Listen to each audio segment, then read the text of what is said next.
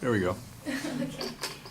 So in the 3rd grade, I was introduced to softball by my dad, and I played for about 9 years. But I found that it was very strenuous on me as I got older. The more that my dad wanted me to practice, for me to get better, the more that it became unhealthy for me.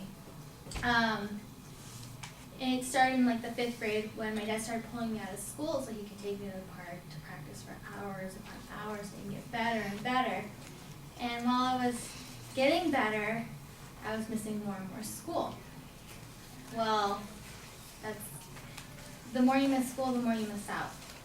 So today, I'm going to tell you guys, the effects that competitive sports have on children and how they can be unhealthy for you. With time commitment, with something called Burnout Syndrome, and sport injuries at a young age. Time commitment can be a really, really big thing on kids, especially at a young age. So constantly being pulled from school, my grades started to suffer. I was barely getting by, with, C's, some D's, making it up in summer school, but missing summer school because, when you get better and better, you get to play with better people. Started traveling all over the place, started going to practices 5 days a week, lessons twice a week, triple headers, playing 3 games on Sundays with Saturday morning practices. And there wasn't really much time for me to do homework. And I was still missing school because if I was traveling all day on Sunday, I was tired the next day, or I didn't want to go to school because my homework wasn't done, or, just wasn't feeling well, I was sore. So, and then another time commitment issue can be with your family. If you're always at school, if you're always at practice, if you're always at your lessons, you're only with the person who's driving you there, if they even stay, or you're with your coaches and your teammates, but you're missing out on your family. And I remember that my stepmom wasn't very supportive of my softball career because of the fact that my dad was always driving me everywhere. He was always taking me to lessons. He was always staying at the games, and it really affected her in the sense that she wasn't seeing not only me but her husband. And then I wasn't seeing my siblings where, I have a younger brother, and I missed out on 3-4 years of him growing up since he was born. And it was really hard on me. Your commitment's to softball, but you have no commitment to your family because you're never there. So, it's unhealthy, I think, for kids to miss out on your family and then also your social life. And missing school is really unhealthy. You barely fly by in school, and it's a really, really hard thing on kids.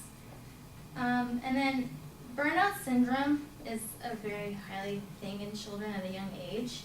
According to Children's Hospital in Chicago, burnout or overtraining syndrome is a condition in which an athlete experiences fatigue and declining performance in his or her sport despite continuing or increased training. So when you're overtraining and continuously doing something over and over again, you don't really see much improvement because you're just overdoing it. You stay at a standstill where it's just the same. And some of the causes of burnout syndrome is emotional and physical stress. And some of the effects that it can have is weight loss, decrease in appetite, decrease in school performance, increased anger and irritability, and difficulty sleeping. I experienced just about all of these, except for probably the decreased appetite. If anything, it went up. But the decreased school performance, like I said earlier, is a big effect in, both burnout syndrome and in time commitment. I could never sleep. I'd get 3 hours of sleep a night, go to school the next day. I was always angry, always irritable. Don't mess with me because I'll just snap your head off. And then, like the weight loss, and there's other ones where it's just increased soreness, your muscles are just never rested, you're always tense. These effects on kids are really, really bad. And then, according to Livestrong.com, burnout is a very real risk for children in any sport, and it's even more likely the sport becomes more of a chore than a game. And with people who play sports and they feel this way, your parent is most likely, you're only playing because your parent wants you to. I had that situation. It wasn't fun for me anymore. I never wanted to go. I always had an attitude. I always got in trouble for my attitude because I never wanted to be there. And it was very just much of a chore, like LiveStrong.com says. It's not fun anymore. You don't want to play. You don't want to be there. And then injuries at a very young age can affect you when you're older.